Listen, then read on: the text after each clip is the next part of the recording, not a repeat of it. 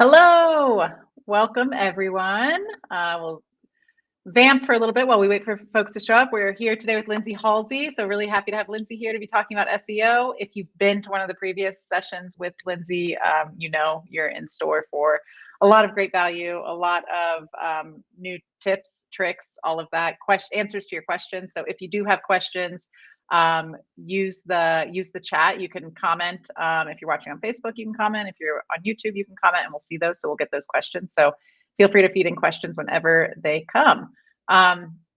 Really quick off the bat, I just want to introduce myself and GoWP for those of you who are not familiar with us. So I'm Emily. I'm from GoWP. And we are here today for GoWP Expert Series Live with Lindsay Halsey. And today we're talking about creating SEO services with an impact. So I'm excited to dig into that. If you are watching on Facebook, if you could go ahead and say hi, or if you're watching on YouTube, say hi in the comments so we know you're here. I see we've got someone watching on Facebook. I'm gonna have to go over there to see who it is because this restream doesn't actually pull in the person, but I'll say hi and then I'll come back over to Facebook once I'm done talking. And I see Jocelyn, so it's really good to see you here. Glad to have you guys. Really quick, a couple of words about GoWP in case anyone isn't familiar with us. So at GoWP, we like to say that we create happiness for digital agencies and help them to become more profitable. So whether you're looking to grow your team with a developer, copywriter, designer, or a virtual assistant, or you're interested in outsourcing services like website maintenance and content updates so that you can focus on growing your agency and not be in the weeds with all of that stuff, we've got you covered. We have all of those services. We can help you grow your team when you need with great developers and copywriters and designers. Any of that, we're here to help, and we're here to listen to you as well. So find out what your needs are and see how we can be of more help for you. So if you're interested in having any of those conversations with me or the team, we'd love to have them. So you can reach out to me in the Facebook group, on our website, gowp.com, or you can email me, emily@gowp.com. You've heard me talking about the Facebook group. That is our digital agency owners community, and it's an active community of more than 2,000 agency owners where we are streaming this call right now. So we have calls like this, great interactions, great questions, comments, and it's a really, really great group of people in there. Lindsay's in there. Our other experts are there as well. So if you're looking for a place to kind of get great feedback and insights from people with experience, it's a great place to be. And I'll post a link to that in just a moment. So today we are here with Lindsay Halsey, and Lindsay is the co-founder of Pathfinder SEO and the partner of Webshine, which is a search engine marketing agency. Lindsay enjoys teaching site owners and freelancers SEO processes that they can apply to their business to grow recurring revenue. And like I said, today we're going to be talking about SEO with an impact. So Lindsay, take it away. Awesome. Thanks everyone for being here. And thanks Emily for the introduction. You may notice, hopefully I don't cough and sneeze on our call, but I've caught a cold from one of my kiddos. So always fun having a cold in the summer, but let me get my screen sharing going here and we will rock and roll and talk about really how to focus SEO efforts for impact in the context of providing SEO services. And when it comes to SEO and SEO services, I think there's a lot of question as to if I have an hour or 10 hours or 5 minutes to invest, whatever the time is, where will I have the most impact? And it's easy to feel a little bit scattered about all of the choices under the kind of heading of SEO that you could be investing your time and your energy in on behalf of your clients. And part of this sort of distraction and feeling like there's a myriad of options is because when you send a website or a web page through a scanning tool, you get a laundry list of feedback. These days, that feedback gets categorized into kind of what category it fits into. In this case, the scanning tool I used is looking at on-page, other improvements, social performance, usability, etc. So you get some categorization and you also get some prioritization. But even when I look through these recommendations and I think, what kind of an impact would it have if I removed duplicate H1 tags, for instance, on my homepage? Would anything actually measurably change in organic search? And the answer is probably a very, very small, potentially unmeasurable amount of impact or amount of result. And so, yes, these scanning tools are helpful for getting an overview typically of technical SEO opportunities, or maybe some new ideas like getting invested with schema markup and things like that. But when I think about SEO from a holistic, big picture standpoint, if all you did was focus your SEO attention on what the scanning tools kind of tell you to do for your client, ultimately they probably wouldn't see as much impact as if you invested in some other items. So let's talk about what that looks like. And just like there's some categorization in different scanning tools, we also break SEO down into 4 pillars. And this just helps us to kind of categorize ranking factors, or the things that contribute to being number 1 on Google. And that would be technical SEO, content, on-site optimization, and off-site SEO. And in this picture, you would assume that the 4 pillars are all created equal. And so a good SEO strategy would be to sort of move around this wheel and to focus some attention on technical, content, on-site, and off-site. And overall, that is a sound strategy, because when you're doing that, you're really just making sure you're leveling up in all of the areas of SEO. But ultimately, you get more impact or more result when you invest in content and offsite SEO. So the 2 most powerful sort of tools in our toolkit are content marketing and offsite SEO, which is really the topic of link building. And the reason why sometimes we don't invest as much time and effort here is because of the 4 pillars of SEO, it's the component of it that requires us to be closest to the client. It's the part that we can't do in a back office. So in a back office, I can have somebody on our dev team be focused on technical SEO. They can improve site speed, fix page not found errors, fix any broken links on the website, etc., add schema markup. They can really make sure that technical foundation is sound, and that's great. But it's not as impactful, it's not as results oriented as, say, investing that same amount of time and effort on content and link building. The same is true with on-site optimization. We can often take an existing web page on our client's website. We can update the alternative text on images, add internal links to other content, update the page title and meta description, add some headers, and we can improve that page incrementally, but again, not as profound as the other 2 pillars. And so everything on the left of the screen is sort of that back office side of things.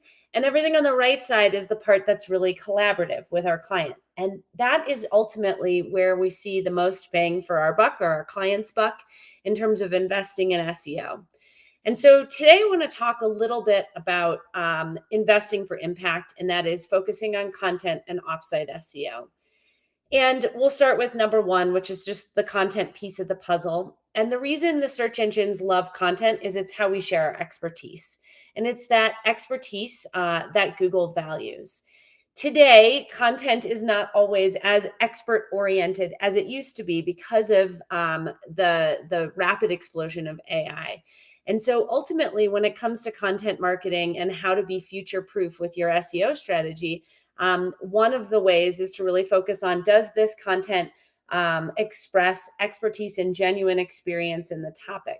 And we do that by doing things like integrating some introductory storytelling, for instance, into a blog post, so that it's not that ChatGPT type generated AI post, but it has that conversational tone and also has that genuine experience powered by an expert. So when I think about ingredients for content success, I really think about, we want to create high quality content. It needs to be keyword friendly. So we need to use the words and phrases that our clients want to rank for. It needs to be useful to the audience. So if it's a how-to article, it needs to break the steps down. If it's an opinionated article, then it needs to be useful. It needs to express a strong opinion. And then ultimately it needs to be user-friendly, which means there's, headers, and you have images and different things interactive into the content. So it's not just paragraph, paragraph, paragraph, and challenging for your clients, customers to read on their website. So if this is what we're trying to get to, when it comes to content strategy, I oftentimes think about it in a little bit of a content funnel for our clients. And at the very top of the funnel, you have this space of audience building. We're trying to bring in people that are in the client's audience, but maybe not right in the moment of purchase or conversion. And we're trying to fill the top of the funnel. We're trying to get their brand name out there. When I think about content that fits into this category, it's typically blog post content. So at Pathfinder, we work with freelancers and agencies who want to start and grow their SEO services offering. And so when we think about our audience building content, we think about sharing things like SEO proposal templates or how to price SEO services or how to sell it. That helps to bring somebody in who's thinking in their inner audience, they're thinking about adding SEO services or maybe refining their offering. But they're not necessarily looking for a software-based approach. They're just thinking their top level, their high level audience building type content. In the middle of our funnel, however, we have that content space that is conversion oriented. And when I think about this type of visitor, I think about somebody who is one step away from making a purchase or becoming a lead on a website. So if somebody searches for SEO software for agencies, for instance, they fit into our conversion oriented kind of mid funnel keyword space. They're one step away from making a purchase. In this space, really, we're typically talking, instead of about blog posts, we're typically talking about pages on our websites, typically the homepage, maybe a services page or something like that, where we get into that conversion-oriented keyword space. And then at the bottom of the funnel, we have that brand world. This is when someone searches for somebody directly by brand. If we flip this funnel around a little and just look at it in a different example of context, because I think it's helpful to think about it in maybe the context of your different types of clients, let's talk for a minute about that content funnel for a local business. And if we think about a content funnel for a local business, at the bottom is just the name of the local business. So it's that brand. In the middle, we have conversion-oriented keywords. So if we were talking about a private transportation company, then in the middle of the funnel, we would have keywords related to the service area and the service they provide. So maybe it's a private transportation company in Seattle. So it would be, Seattle private transport, Seattle limo service, Seattle airport transportation, Seattle luxury, whatever the different phrases, luxury, private transportation, etc. When someone searches for those phrases, they are ready to rock and roll, and they're typically going to want to land on the homepage or a services page. Now, if we go up a level here into that audience building space, we start to move away from someone looking for the direct intent of the keyword, and we start to build audience. And this is where we have to know our client's audience. And so maybe this private transportation company really focused on tourism and tourists, or maybe they really focus on the corporate world. If they're in the tourist space, then audience building could be things like 25 things to do in Seattle this summer with kids or something like that. And you'd be attracting that audience of a traveler coming to Seattle. They're looking for information about things to do. Or you could have a post about, is July a good time to visit Seattle? And again, we're building audience. They're not quite ready to make that decision on how they're going to get from the airport to, say, their vacation rental. But we're building that audience and building awareness by having that type of content.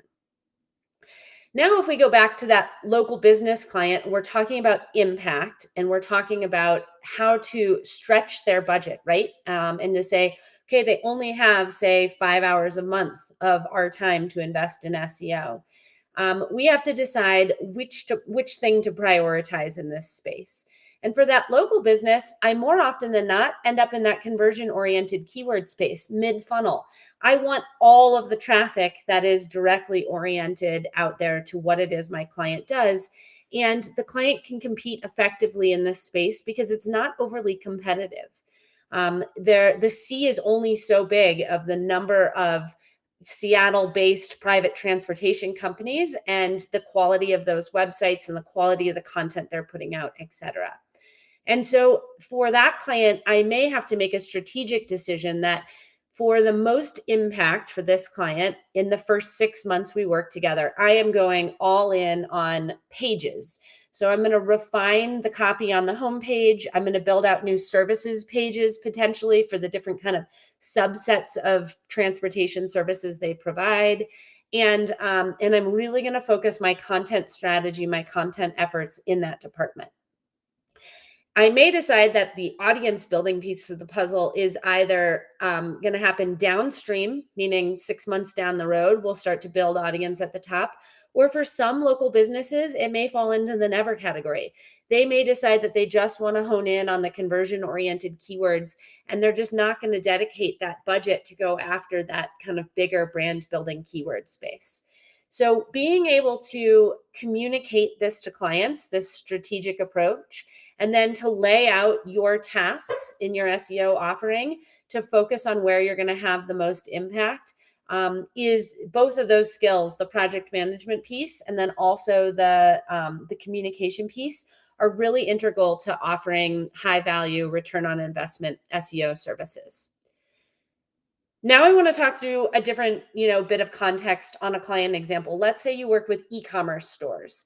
So say you work with e-commerce stores, and when we think about the brand that's kind of at the bottom, those are typically gimme keywords unless they have a competitive brand name or something like that. But typically they're already going to rank number one for those phrases.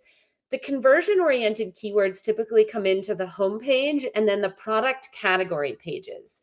So if somebody, let's say we're talking about a natural skincare products brand, if somebody puts in something like natural acne treatment or natural face soap or natural lotion or organic lotion or something like that, what they want to typically be delivered is a product category page on a website where they can see the different choices of here are 5 different lotions that fit into that category or 5 different face washes.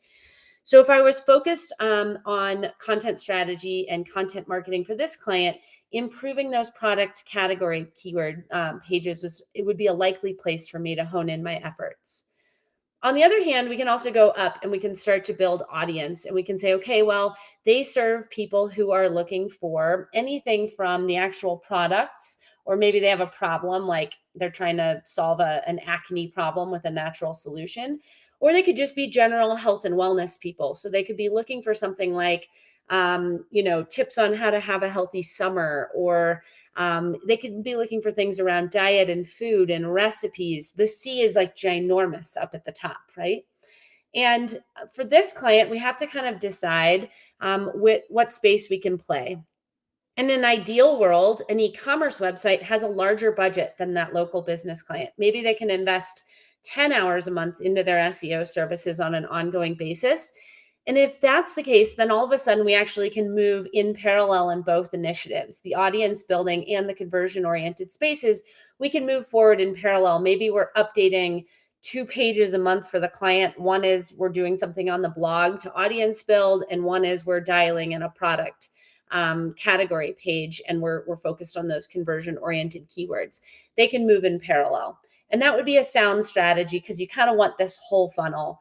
But other times, our clients can't move in parallel, or they start to see signs of success after, say, 6 months in one space more than in another. So sometimes I roll this strategy out with an e-commerce website, and we're working in parallel. And all of a sudden, 6 months down the line, I say, you know what? We have almost no traction from our efforts in this mid-funnel keyword space. Our conversion-oriented keywords are just simply too competitive for this client to compete in. They can't rank for red tennis shoes or natural skin, face soap. They're up against such big players that all of the work we're putting in here isn't really leading to results. And so we're going to shift our strategy where we're seeing traction, and that is we're seeing really nice traction in the audience building space. So we're going to double down on building audience, and we're going to make sure we have really strong calls to action in our blog posts that lead people from the blog to product or product category pages so that we make sure we're leading to revenue. So that concept of impacting content, evolves based on the type of client, the budget, and then also where you're seeing some traction. Because sometimes you want to kind of roll with where you're seeing traction, and other times you want to double down in the places that maybe you're struggling. And even, I've been offering SEO services for 10 plus years. And I will say a lot of times I lay out this content strategy for a client, I communicate it, we start delivering on it. And I think, well, I've done this before. I've worked with e-commerce brands before. I expect this to work and I expect this to happen just like it did for somebody else. And then I find in different keyword spaces, in different contexts, different things work. And so again, being sort of that big picture and not always just being tried and true and hard and fast, because there can be some subtle differences that lead to one strategy working better for a client than another in terms of where you invest your time and energy. So that's just a little to a lot about content strategy, because really it's that strategic planning that leads to ultimately having a big impact. And so when I think about content and this SEO services offering, we really move our clients through a three-part SEO services offering. First, they hire us for an SEO assessment. And in this, all I'm trying to do is answer, is content a strength or a weakness for the client? And so I'm looking at and evaluating their existing content and I'm saying, oh my gosh, I can make a laundry list of all of the things that need improvement, or like, wow, they have a really strong blog. They have content on their product category pages. They have pages that are, robust and well written in terms of their content. It's really a strength. I will say in the SEO assessment, we almost always find areas of opportunity for content expansion. So for most clients, content, I'd say 95% of the time is that, really impactful. It may even be a strength, but there still is a lot of room for improvement. Then in the SEO setup, I'm actually crafting this strategy. I'm actually figuring out what are we going to do about it? Okay, here are the 10 blog posts we want to write this year. Here are the pages we want to expand content on, or here are new pages we want to create. I'm creating that roadmap, figuring out, what it is we are going to do. And then in monthly SEO services, I'm in that implementation and action cycle. I'm starting to actually deliver on that content calendar we created in going through sort of this content cycle of writing, editing, publishing, and promoting. And one of my favorite things about SEO being so tied to content marketing is that content is also something that our team can really readily deliver. So we can have our project managers be in charge of strategy and just pushing things through this cycle. But we can work with dedicated copywriters from GoWP, for example, to actually be the energy behind the writing and the editing. And you could even work with a dedicated developer, or VA, to help with the publishing and promoting side. So for us, our project managers can invest a small amount of time each month to content. Our content team can deliver this, and it's on a rinse and repeat. Once we get in close with a client, the process of getting a blog post published is really seamless because we know their writing style. We know what they like, how they like to respond and approve and review content, etc. It really gets to be quite cyclical in nature, which is awesome. That's a little bit about the content side of this. And I want to talk about offsite for a little while. And then I'm going to keep an eye in here too. Feel free to throw in questions, comments, and we'll start kind of jumping around. But the world of content most likely felt fairly comfortable to you. And the reason is because, yes, it is collaborative. You need to get to know your client's audience. You need to get content approved before you publish it. But you feel like you have total control over this process. Even if it's a topic or an industry space you don't know well, you can research it. You can find a freelance writer who does know that space and you can deliver. When we talk about offsite SEO as being an important, impactful other space with SEO, usually from the agency side, we start to feel some discomfort. And that is because we start to move literally off site. So we start to move away from the website and the thing we have control over into the big world of the internet. And what we're really trying to do is help our clients build trust and authority online. And the trust and authority they get come from signals that the search engines pick up on. And they pick up signals from links pointing from other websites, pointing into your client's websites. We call those backlinks. They pick them up from local search. So like a Google Maps listing, having a lot of 5-star reviews and having really nice things written about the customer. And then there's a little bit of offsite SEO that comes from the world of social media. Being social alone is really not enough to build trust and authority in offsite SEO. So really, when it comes down to helping our clients, we really want to help them on the backlink and the local search side. And again, when we talk about having an impact for your local business clients, your biggest immediate impact is going to be coming from local search. And so that really is all about getting their Google Maps listing verified and up to date with nice imagery and complete information, and then helping them to get genuine reviews from real customers or real partners. Google just updated its policies around reviews. And whether it's a review on Google Maps or a review on a product category, product page on a website, AI doesn't work. So we can't use AI to spin up 25 reviews and stick them on a product page because that's really not genuine. It's not powered by real people.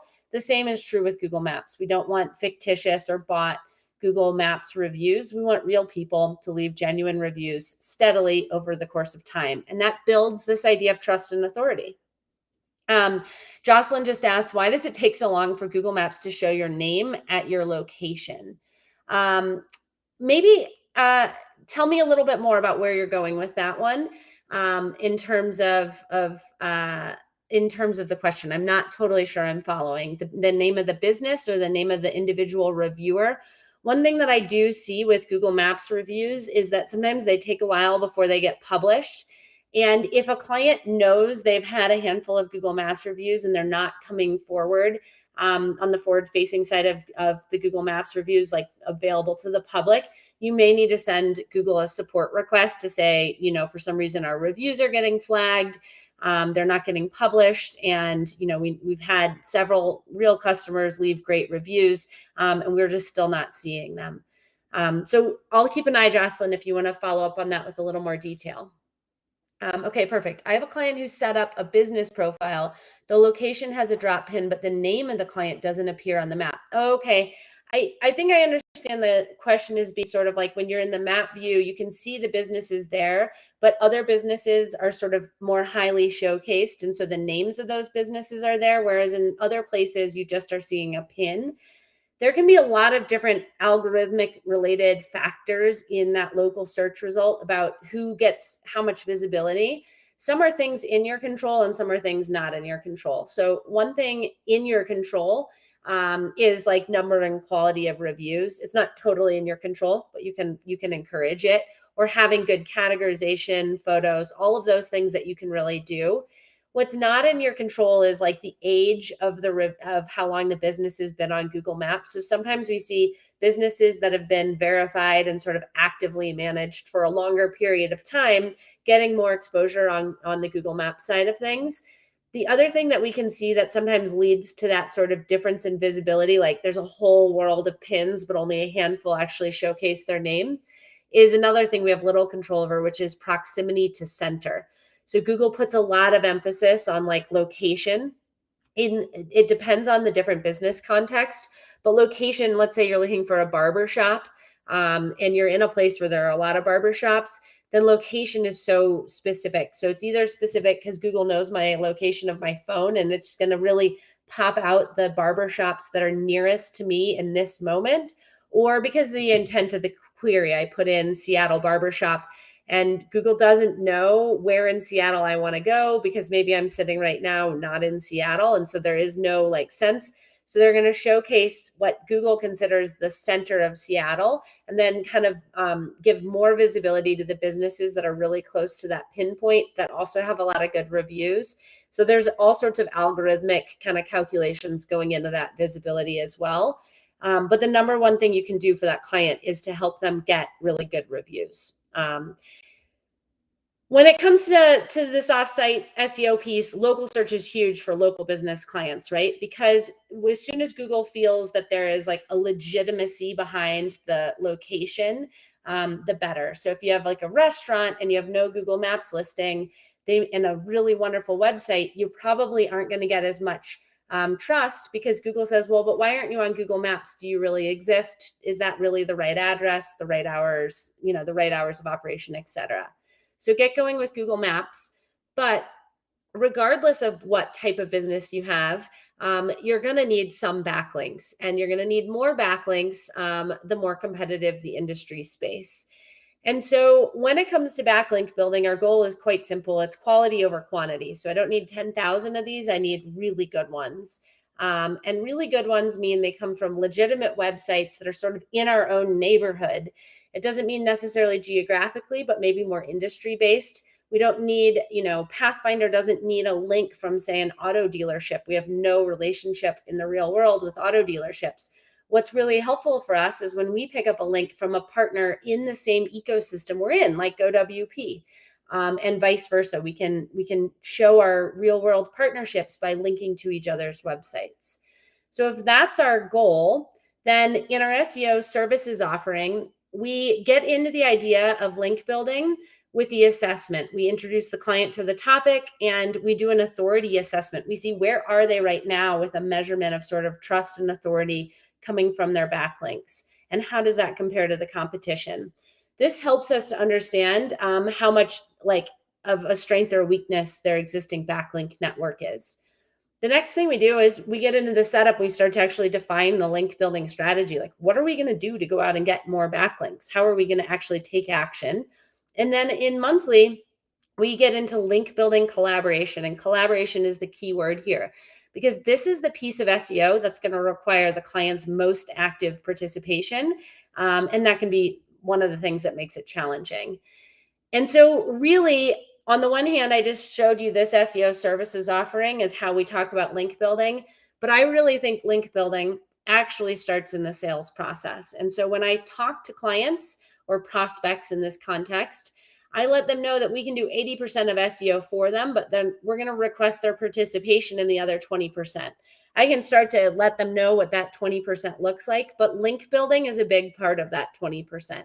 I need them to participate in this process, because what we're trying to do is model the real world and their real world relationships and activities outside of their business in a way that Google can digest with links. And we can't really do that if we're just left to do it on our own and the client doesn't participate. So in that assessment phase, I want to set the stage and take this further. So we close the client, they know they have to participate. I want to know where they are today. And in Pathfinder, you can look at a metric called rankability. This is from 0 to 100, and it just lets you know, okay, where is your client today with backlinks, and kind of a score or a measure of rankability in their industry space. And so this is a screenshot from our own rankability assessment. And Pathfinder at the time of this screenshot had a rankability or kind of an authority score of 29 out of 100. And when we looked at our competitors, there are some direct competitors that are right in our area, 26 out of 100. But then the big competitors in our space, the big SEO software companies, they're up in the 60s. And so when I think about what this means for us is, yes, we do need to keep investing in offsite SEO and link building to move that score up, but we have a long ways to go to be one of the big players in that industry space. But really, it just means that when I'm putting together my content strategy and when I'm crafting my keyword space, I probably can't go after a keyword like SEO software. It's too general and too competitive, and the big players in that space have that authority score of something over 60. I probably am going to need to get more specific or more long tail, meaning more words, to find a space where I can get more initial traction, which is really where can I have impact today, so that I'm not offering SEO services that are like, we're going to invest in SEO now and for the next 5 years, and in 5 years, you're going to rank for SEO software. No, our clients need more business value, more actual revenue, more lead generation. They need it in shorter time periods, in 3 months, in 6 months. Yes, they may be like end goal going to stay with this, and they're in that long-term game of going after the big keyword space and the big competition, but we need quicker wins out of the gate. And so you can kind of see how content and offsite SEO really overlap, because having a good initial assessment of where the content is and where they are in authority lets us put together some of these conclusions that are going to help us with things like keyword research.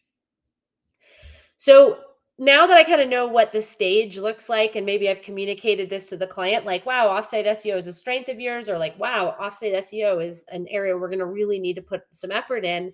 I want to start to think about what link building strategies are going to be the most impactful. And I do this during the SEO setup. And I got to figure out what's right for our client. We talked about trying to sort of model the real world, but what does that mean?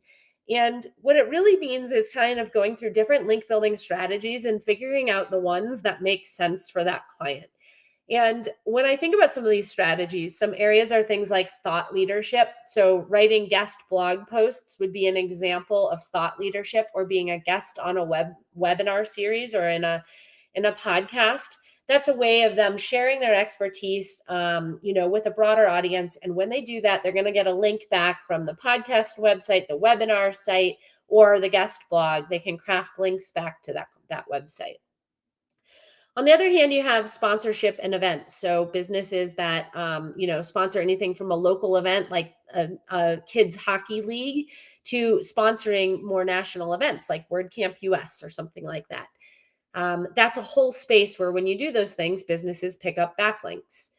Another would be charitable giving. So a lot of businesses give financial donations. They give donations to like silent auctions or online auctions of services or goods. Maybe they donate their time. They're on a board of directors or something like that. And it's something that they do external to their business. But by doing that, they could be getting a link from that nonprofit website back to their own site. Then you have the world of partnerships. A lot of times I think about these as being adjacent businesses. So if you are an interior designer, you probably collaborate with people that are in landscape architecture, building, mortgage industry, everything around homes and home ownership, etc. And so you have these partnerships in the real world. And the question is that echoed online in a way that Google can digest it? Is there sort of our partners page on each of those partners' websites with links in between those businesses so Google can get the context behind them? Then we have public relations and PR, and this typically applies to really larger businesses. And we worked with a lot of e-commerce brands in the outdoor industry space. And when we work with those, they have an entire PR team. Sometimes it's in-house, sometimes it's external. And so we actually, as an SEO agency, don't have to spend a lot of time talking or doing a lot with link building, because the PR team is rocking and rolling. They get these amazing placements. They know to get links with it, and it carries that client all the way through the world of offsite SEO. And so that's amazing. And where we've struggled in helping businesses that are in enterprise space that aren't investing in PR is that really they need a team there to fill that gap. That's not a void that our SEO agency can fill.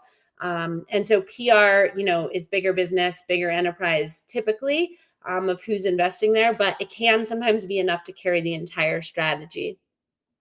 And then we have things like citation building. This really relates to local businesses. And this is where you're helping them get citations or listings on other portals beyond Google Maps that also have name, address, phone number.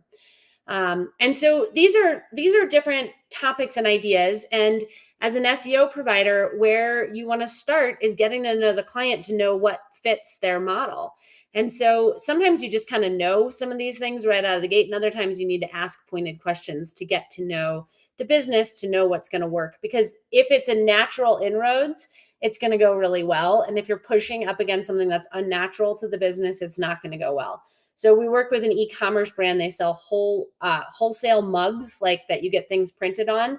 And they have like zero interest in ever doing anything in the thought leadership space. So if I start to talk to them about pitching on a podcast or being on a guest webinar, they're just going to instantly shut down. On the other hand, they're, highly involved in charitable giving and sponsorship and events. And so that's a natural space to go to. And ultimately, you can schedule a brainstorming session with your client and then ask really good questions. Ask them about their business in a way that you're just asking them questions they know the answers to. And then in your head, you're churning and saying, okay, this strategy is going to work for them, or this strategy, et cetera. And then during the monthly work, you can really actually put that into action. You can say, okay, in the setup, we figured out that, this world of nonprofits and charitable giving is really a strong link building opportunity for you. Now we're going to go in and actually make sure that all those businesses that you're supporting, all those charities are linking back to you. We'll give you templates, for instance, to go out and do the outreach, because the client should probably be the one making the ask, but you can set them up for all the success in the world along the way.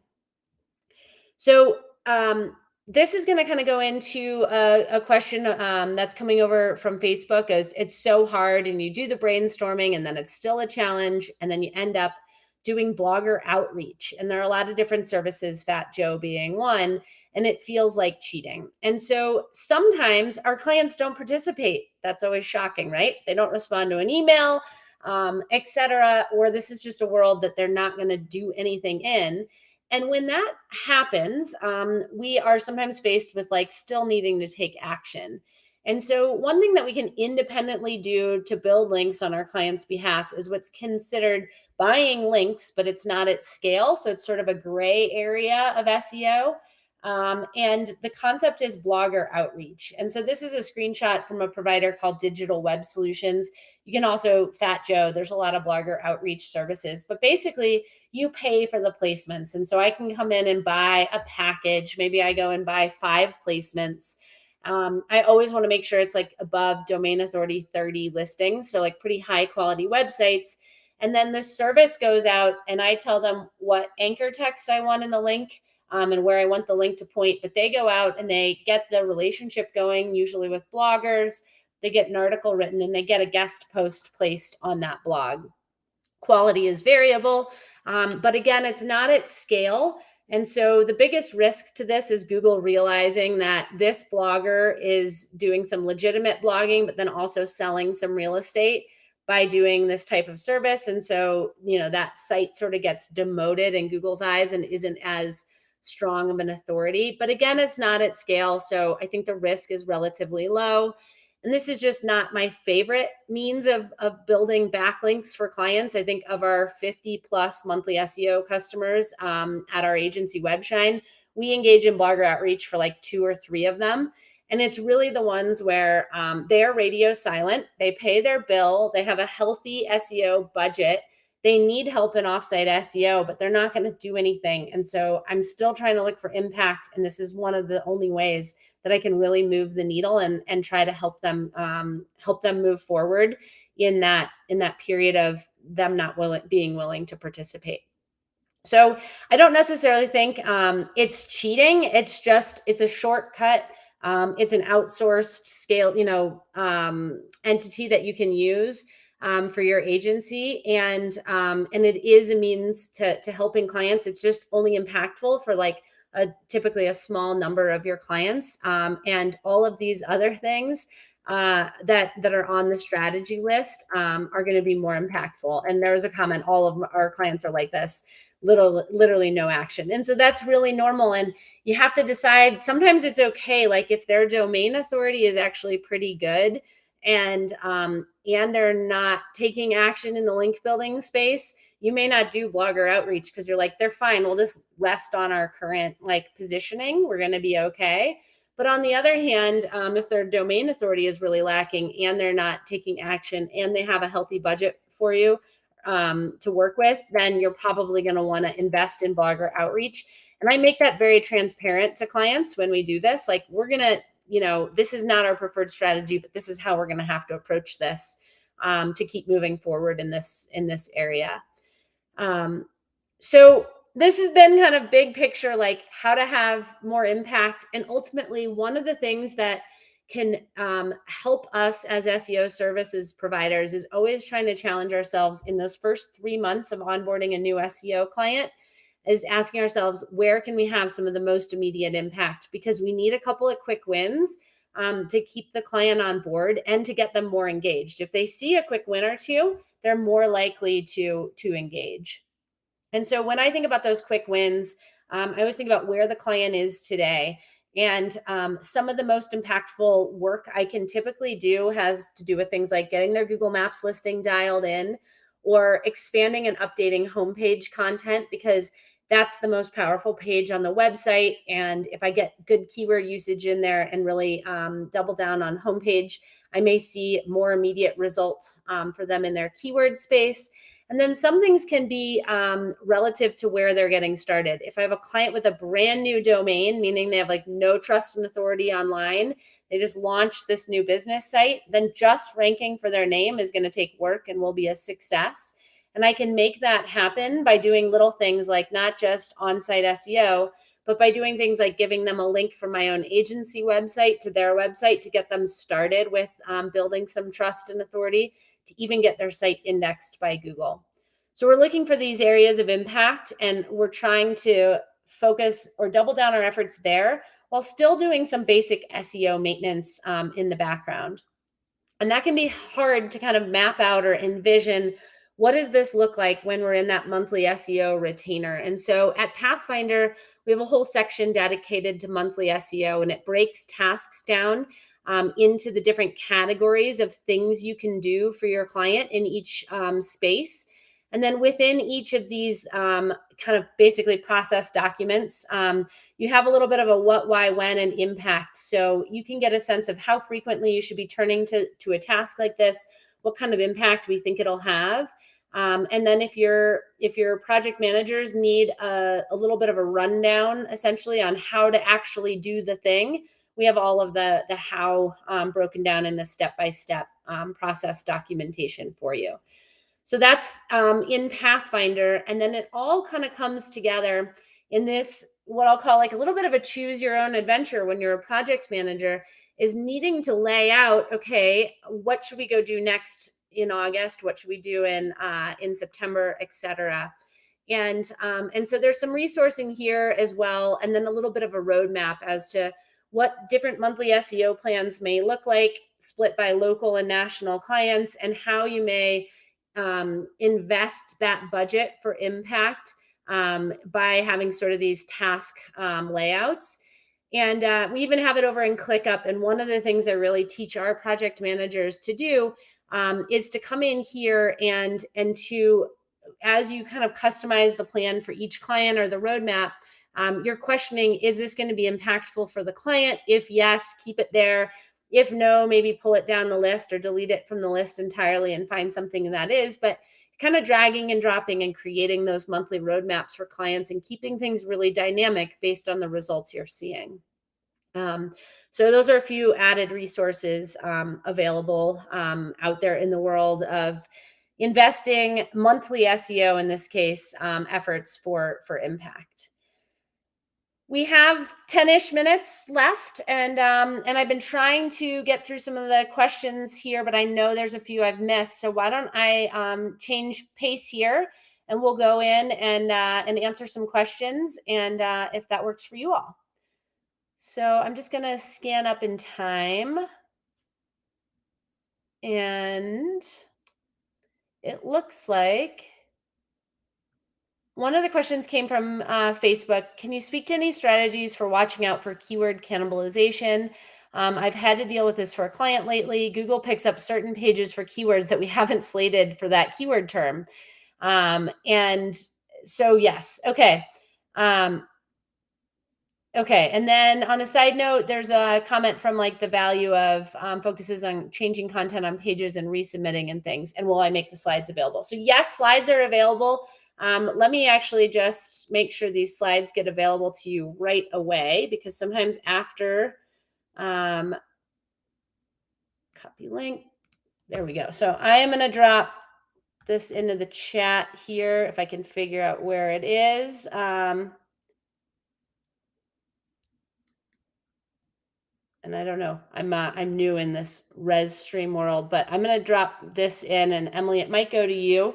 Maybe you can get it into the group chat, since I'm technologically impaired here while I'm also talking at the same time. But there's the link to the slides. Okay, thanks, Emily. She's got those in there for you. The next question is keyword cannibalization. And I want to start back with, what does that even mean? And so sometimes a couple different things can happen out there.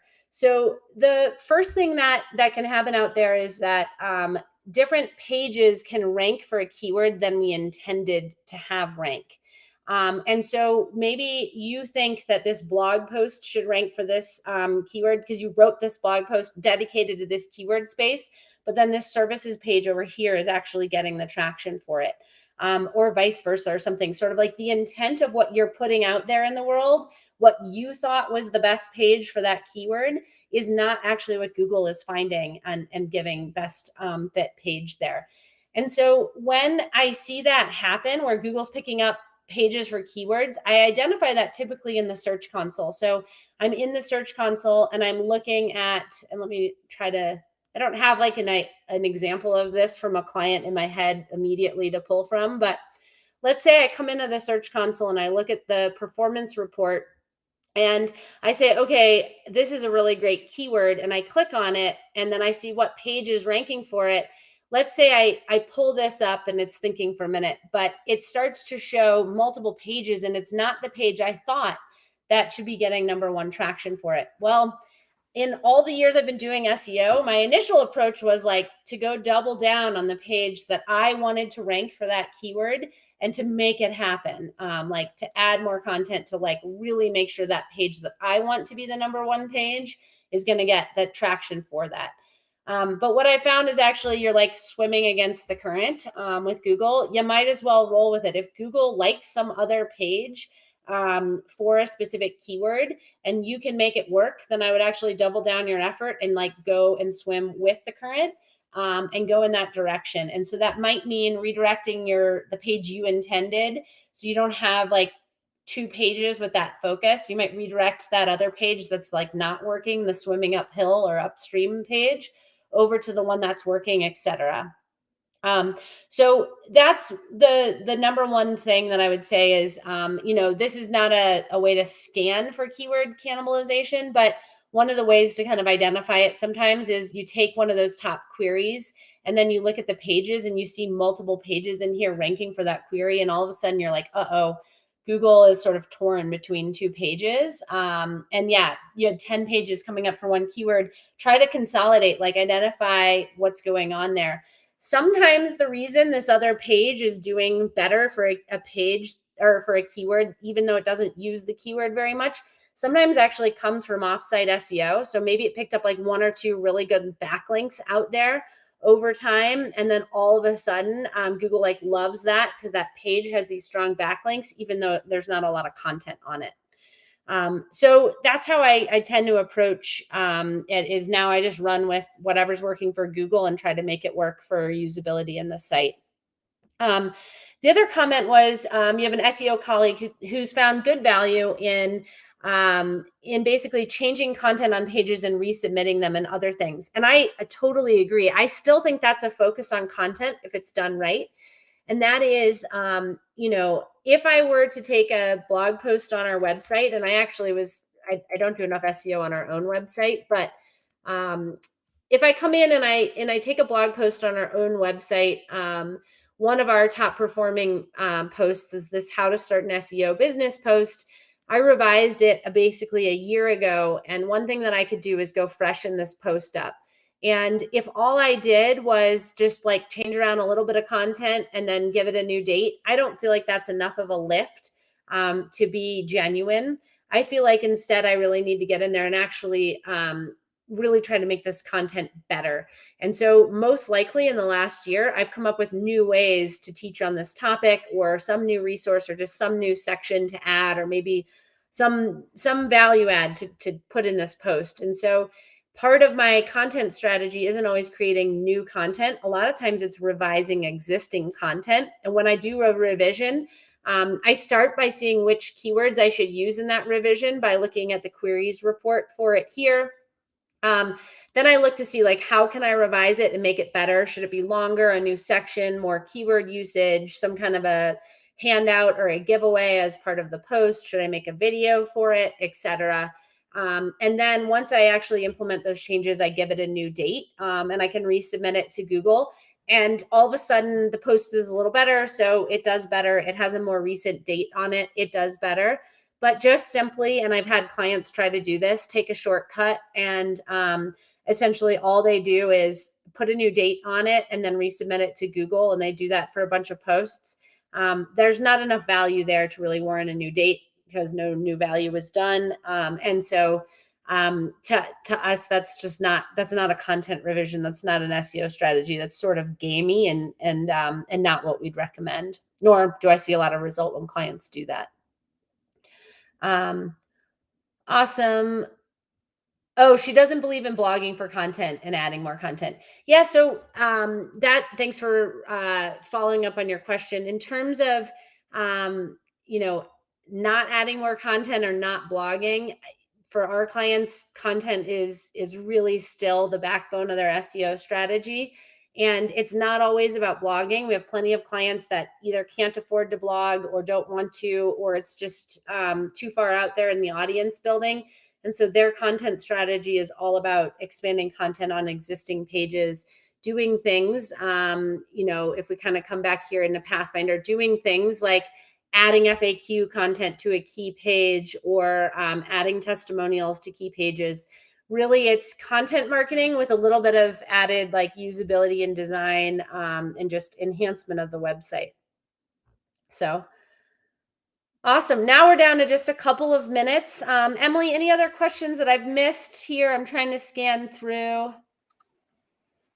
No, I don't think so. I think you've covered them all, Lindsay, and very thoroughly. It was fantastic. I love all of that information, and thank you to all the folks who are asking questions and being candid with the struggles that they're going through, because I know that's also not easy, but rest assured you are not the only one experiencing these things, and by you asking those questions and bringing them to the forefront and into the conversation, it's helpful for everyone watching. So thank you to all the great folks who are participating and joining in the conversation as well. We love that. Absolutely. Yes. Thanks for the great questions. And I think the more as agency owners we share both the wins and the struggles, you usually got a lot of head nods. So whenever I talk about radio silent clients, everyone's like, oh, you have those too. I'm like, of course, like we have many of them. And so, yeah, we're all in the same boat. Yep, absolutely. And that's why I love having these conversations and getting people together, because it's a good reminder of that. So Lindsay, thank you so much for another session on SEO. It was fantastic. So much great information, so many great tips and things to go and do now and tweak our own kind of services and what we're doing. So I really appreciate you and the time that you take to speak with the audience here and share your wisdom with us. Thanks, Emily, and thanks everyone for joining. Yep, we'll see you guys next month. Have a great day.